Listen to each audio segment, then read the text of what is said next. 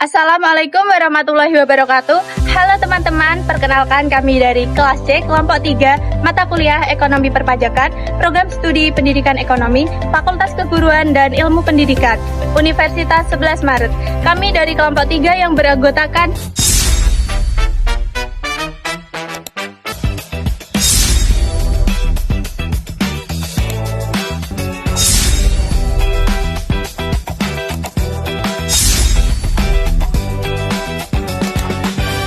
Pada video pembelajaran ekonomi perpajakan kali ini, kami akan membahas mengenai pajak pertambahan nilai atau PPN dan kontribusinya bagi perekonomian.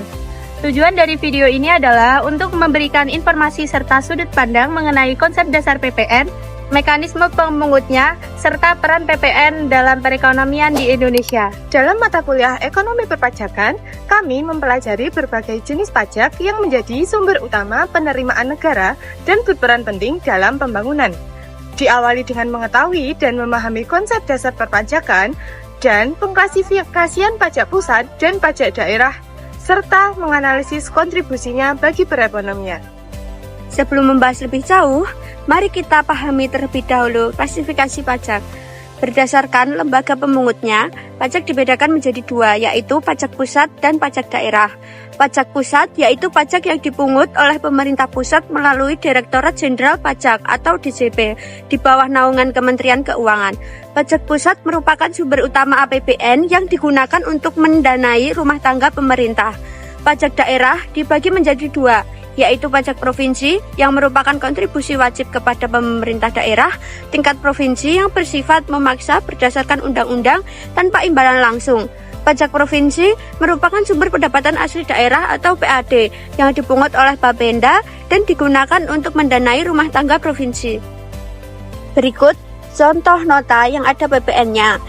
Mengapa pemerintah mengenakan PPN pada barang dan jasa? Bagaimana sih mekanisme perhitungannya? Pertanyaan tersebut akan kita bahas pada bagian inti. Selanjutnya, kita akan mempelajari pengertian PPN. Pajak pertambahan nilai atau PPN adalah pajak yang dikenakan atas konsumsi barang kena pajak atau BKP dan jasa kena pajak JKP di dalam daerah pabean wilayah Indonesia. PPN merupakan salah satu jenis pajak pusat yang dipungut oleh Direktorat Jenderal Pajak atau DJP di bawah Kementerian Keuangan Republik Indonesia.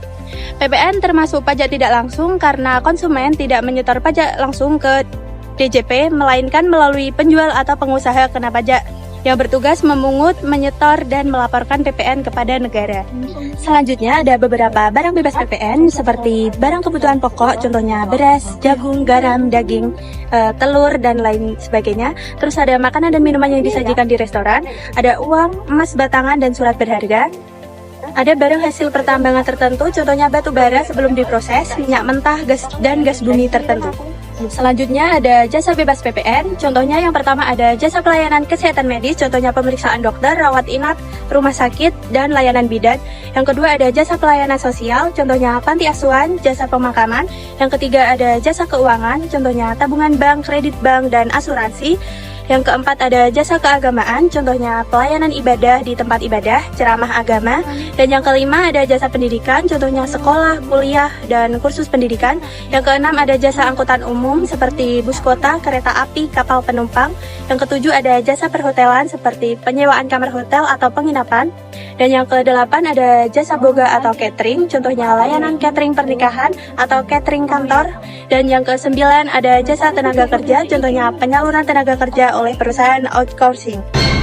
Oke, selanjutnya ada subjek dan objek PPN. Subjek PPN ada tiga. Yang pertama yaitu pengusaha kena pajak yang menjual barang kena pajak atau jasa kena pajak. Yang kedua yaitu orang pribadi atau badan yang melakukan kegiatan pembangunan, khususnya bangunan tertentu dengan luas lebih dari 200 meter. Dan yang ketiga yaitu pihak yang memanfaatkan barang kena pajak atau jasa kena pajak dari luar negeri. Misalnya, orang atau badan yang menggunakan jasa digital atau barang tidak berwujud dari luar daerah pabean di Indonesia. Selanjutnya yaitu ada objek PPN. Yang pertama, penyerahan barang kena pajak dan jasa kena pajak di dalam daerah pabean oleh pengusaha. Yang kedua yaitu pemanfaatan BKP dan JKP tidak berwujud dari luar daerah pabean di dalam daerah pabean. Dan yang ketiga yaitu ekspor BKP dan JKP oleh PKP. Yang keempat yaitu kegiatan membangun sendiri dengan ketentuan tertentu. Mekanisme PPN. PKP atau pengusaha kena pajak wajib memungut PPN atas penyerahan barang kena pajak atau jasa kena pajak dan membuat faktur pajak sebagai bukti pemungutan. Jika pembeli berstatus pemungut PPN, misalnya bendahara pemerintah atau BUMN tertentu, PPN disetor langsung ke kas negara oleh pembeli tersebut. PPN yang dipungut dari pembeli disebut pajak keluaran, dan PPN yang dibayar oleh pembeli atau barang kena pajak dan jasa kena pajak untuk kegiatan usaha disebut pajak masukan. Nah, setiap akhir masa pajak atau bulanan, PKP menghitung PPN terutang, yaitu pajak keluaran dikurangi pajak masukan. Jika pajak keluaran lebih besar dari pajak masukan, selisih harus disetor ke kas negara.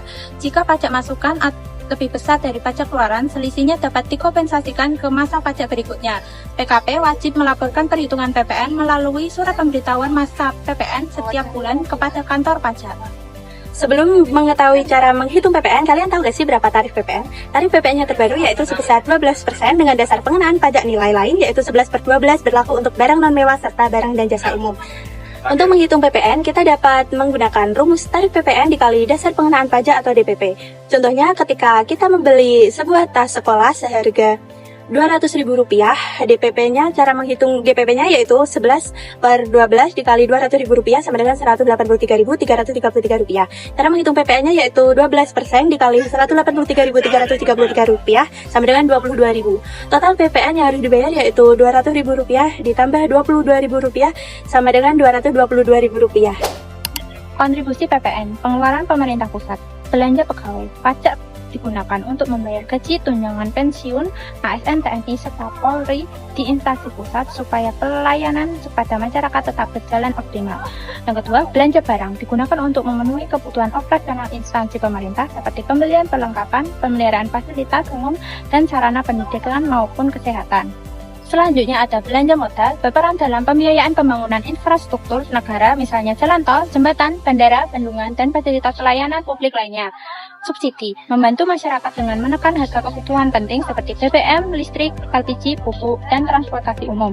Bantuan sosial, mendukung kesejahteraan masyarakat kurang mampu melalui program bantuan kesehatan, bantuan pangan, dan program keluarga harapan atau PKH. Yang kedua, dana transfer ke daerah dan ISA, dana alokasi umum untuk digunakan membantu pemerataan kondisi keuangan antar daerah agar kebutuhan pelayanan publik dapat terpenuhi. Dana alokasi khusus dialokasikan untuk mendukung program prioritas daerah seperti pembangunan sekolah, puskesmas, dan infrastruktur lokal lainnya. Dana desa disalurkan langsung ke desa guna membiayai pembangunan desa, memperkuat ketahanan pangan, dan meningkatkan perekonomian masyarakat desa. Yang ketiga, pengelolaan dan pembayaran utang negara. Yang pertama, pelunasan pokok utang digunakan pemerintah untuk membayar kewajiban utang yang telah jatuh tempo, baik pinjaman maupun surat berharga negara atau SBN. Pembayaran bunga utang bertujuan untuk menjaga stabilitas keuangan negara dengan memenuhi kewajiban pembayaran bunga secara rutin sehingga kepercayaan terhadap kondisi fiskal Indonesia tetap terjaga. Nah, teman-teman tahu nggak sih, PPN sangat berkaitan erat dengan kehidupan kita sehari-hari. Hampir seluruh kegiatan masyarakat secara tidak langsung membayar PPN. Saat kita berbelanja di supermarket, membeli pakaian di pusat perbelanjaan, atau berlangganan digital seperti streaming musik dan film, kita akan membayar PPN yang nantinya menjadi bagian dari penerimaan negara yang digunakan untuk belanja pemerintah. Selain itu, perubahan tarif PPN juga dapat mempengaruhi kondisi ekonomi masyarakat. Sebagai contoh, ketika PPN meningkat, harga barang dan jasa ikut cenderung naik karena sebagian beban pajak dibebankan kepada konsumen.